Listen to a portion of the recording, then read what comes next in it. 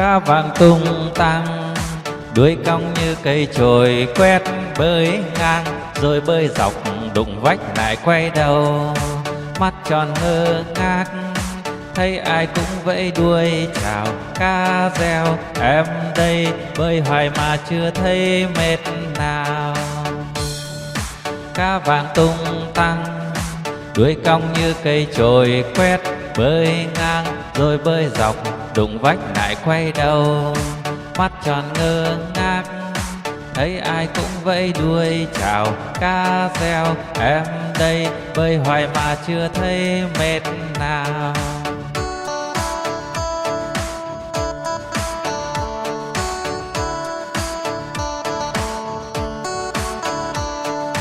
Cá vàng tung tăng, đuôi cong như cây chổi quét, bơi ngang rồi bơi dọc, đụng vách lại quay đầu. Mắt tròn ngơ ngác, thấy ai cũng vẫy đuôi chào. Cá reo em đây, bơi hoài mà chưa thấy mệt nào. Cá vàng tung tăng, đuôi cong như cây chổi quét, bơi ngang rồi bơi dọc, đụng vách lại quay đầu. Mắt tròn ngơ ngác, thấy ai cũng vẫy đuôi chào. Cá reo em đây, bơi hoài mà chưa thấy mệt nào.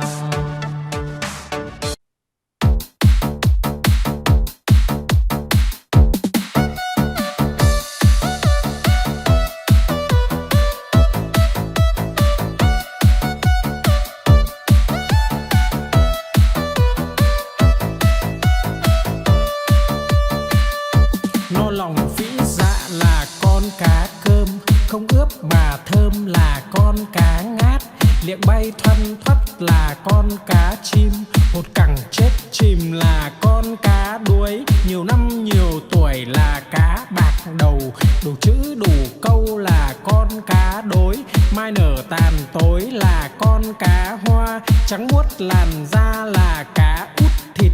Lưng dài hẹp nách là cá lòng tong, ốm yếu hình dung là con cá nhái.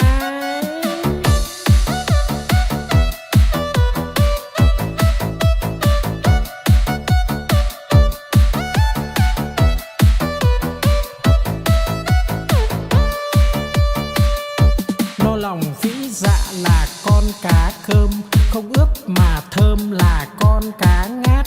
Liệng bay thoăn thoắt là con cá chim, hột cẳng chết chìm là con cá đuối. Nhiều năm nhiều tuổi là cá bạc đầu, đủ chữ đủ câu là con cá đối. Mai nở tàn tối là con cá hoa, trắng muốt làn da là cá út thịt. Lưng dài hẹp nách là cá lòng tong, ốm yếu hình dung là con cá nhái.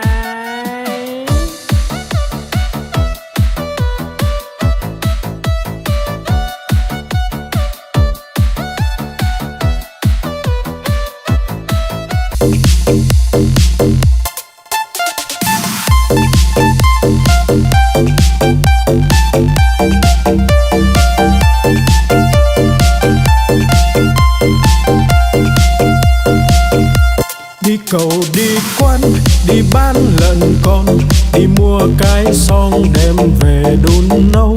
Mua quả dưa hấu về biếu ông bà, mua một đàn gà về cho ăn thóc.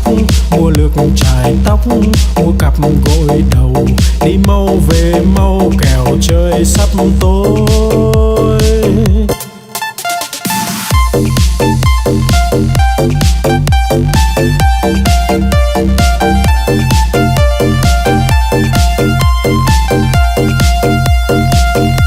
Đi cầu đi quán, đi bán lợn con, đi mua cái xong đem về đun nấu. Mua quả dưa hấu về biếu ông bà, mua một đàn gà về cho ăn thóc. Mua lược chải tóc, mua cặp gội đầu, đi mau về mau kẻo trời sắp tối.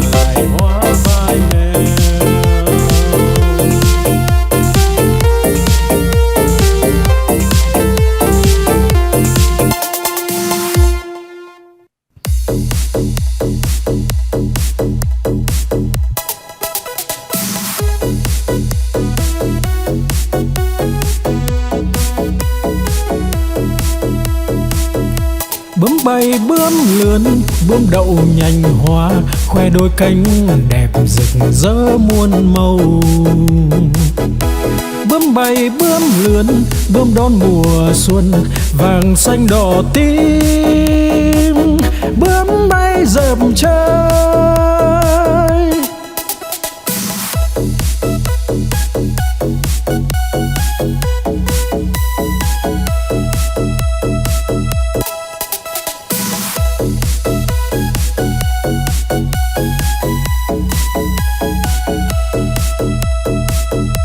Bướm bay bướm lượn, bướm đậu nhành hoa, khoe đôi cánh đẹp rực rỡ muôn màu. Bướm bay bướm lượn, bướm đón mùa xuân, vàng xanh đỏ tím. Bướm bay dợp trời.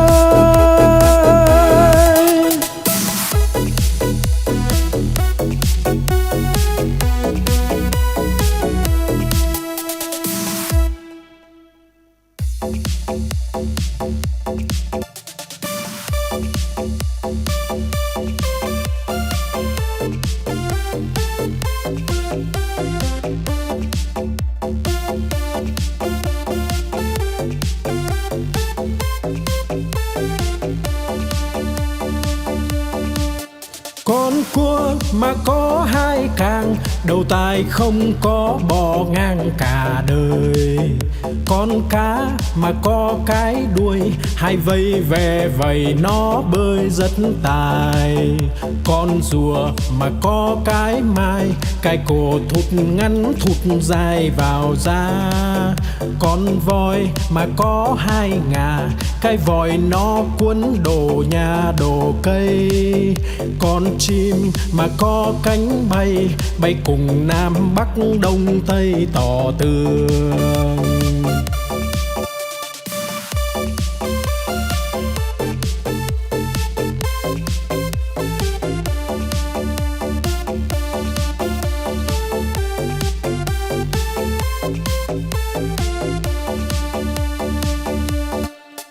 Con cua mà có hai càng, đầu tai không có bò ngang cả đời. Con cá mà có cái đuôi, hai vây ve vầy nó bơi rất tài. Con rùa mà có cái mai, cái cổ thụt ngắn thụt dài vào da. Con voi mà có hai ngà, cái vòi nó cuốn đồ nhà đồ cây. Con chim mà có cánh bay, bay cùng Nam Bắc Đông Tây tỏ tường.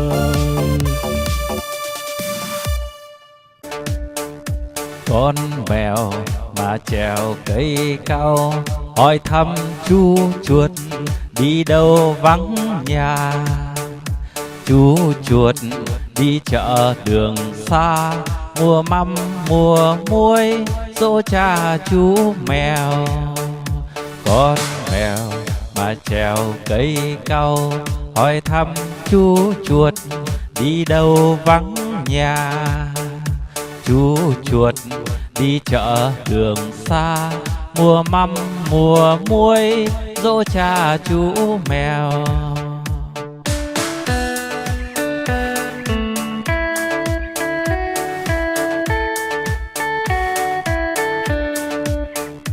Con mèo mà trèo